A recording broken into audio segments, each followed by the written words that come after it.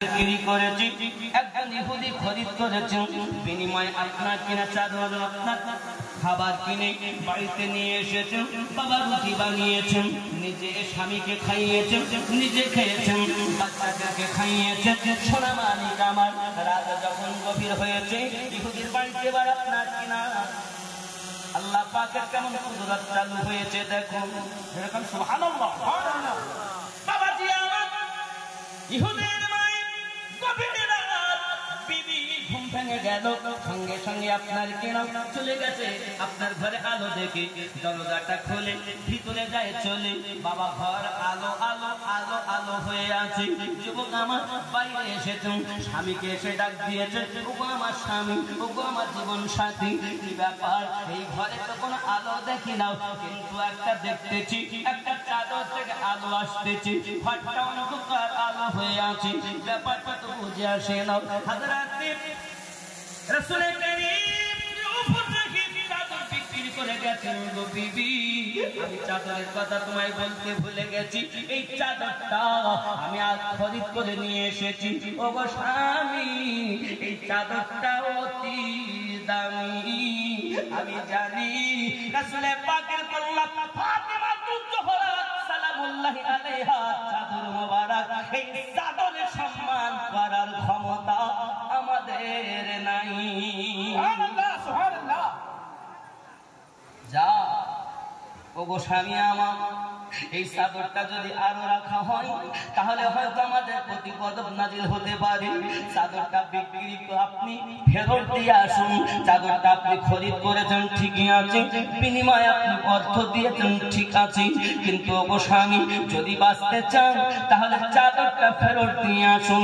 নইলে আমি যা শুনেছি, রহমতি চাদর, বরকতি চাদর, ও যুবক, আমার নবীর কন্যা নয়, নবী পাকের কন্যার ব্যবহার করা চাদর দিয়ে আলো বার হয়।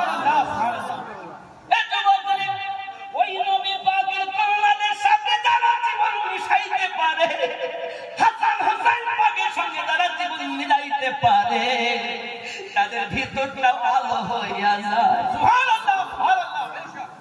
যুবক রে, আমার কথা হয়তো সকলের ভালো লাগবে না বাবা, আমি আপনাদের বোঝাতে চাই যুবক, একটি মাত্র পথ, সেটা হলো আল্লাহ, নবী, আহলে বায়াত, সাহাবায়ে কেরাম, তাবেঈন, তাবা তাবেঈন, ইমামিন, আউলিয়ায়ে কেরাম, এটাই হলো জান্নাতি পথ।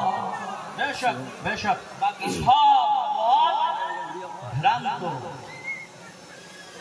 যুবক আমার সোনা মানিক, এটা আমি আমিনউদ্দিনের কথা নয়, এই আল্লাহ এবং নবী, আহলে বায়াত এবং সাহাবায়ে কেরাম রিদওয়ানুল্লাহি তাআলা আলাইহিম আজমাইন, তাবেঈন, তাবা তাবেঈন, এইভাবে নিয়ে আপনার ইমামিন, এইভাবে নিয়ে ওলির এর অগাধ দলিল মওজুদ আছে।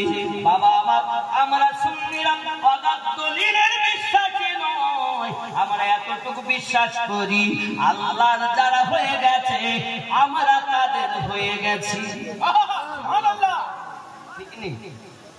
আল্লাহর যারা পাগল আমরা তাদের পাগল, নবীর যারা পাগল আমরা তাদের।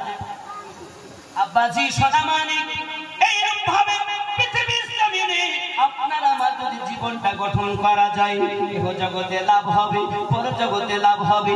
আব্বা আমার ইহুদি, এমন সময়তে আপনার বিবি বলছে, বিবি আমার, স্বামী আমার, চাদরটা আপনার জানটাকে ফেরত দিয়ে আসুন। বিবি, আমি অর্থ দিয়েছি, অর্থের দরকার নাই, চলো তাহলে আমরা দুইজনাতে যাব। এমন সময়তে স্বামী আর স্ত্রী ওই চাদরটা লইয়া মাওলা আলী কারামাল্লাহ ওয়াজহুল কারীমের দরজাতে যায়। যদি কম সুবহানাল্লাহ, দরজার কাছে যখন যাইয়া আওয়াজ দিতেছেন, ভাই আলী খুলে দেবেন কি দরজাটা জলদি, আমি সেই হতভাগা ইহুদি হঠাৎ দরজাটা খুলে দিলাম। ব্যাপারটা কি বলো, ব্যাপারটা কি বলেন?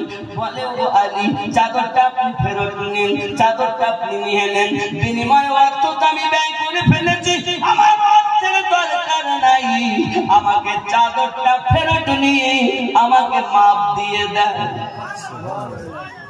কি ব্যাপারে আমি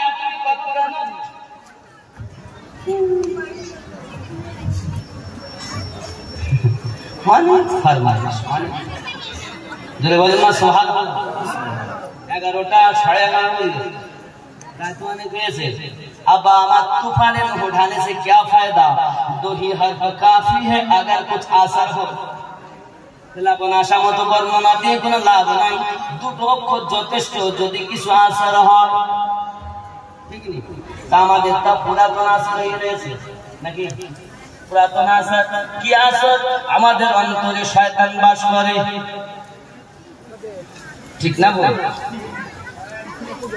আব্বাজি আমার যার অন্তরে আল্লাহ নবী বাস করে তারা নবী দিদার লাভ করে, আর যাদের অন্তরে নবী নাই আল্লাহ নাই তারা কিন্তু আপনার নবীর দেখা পায় না। নবী আসেন কোথায়? নবী কোথায় বলে? নবী কোথায়? মদিনায়। আব্বাজি আমার সোনা মানিক খুব খেয়াল করুন, আমি লাইনে চলছি এগুলো খুব ভালো তখন যেটা মুঝে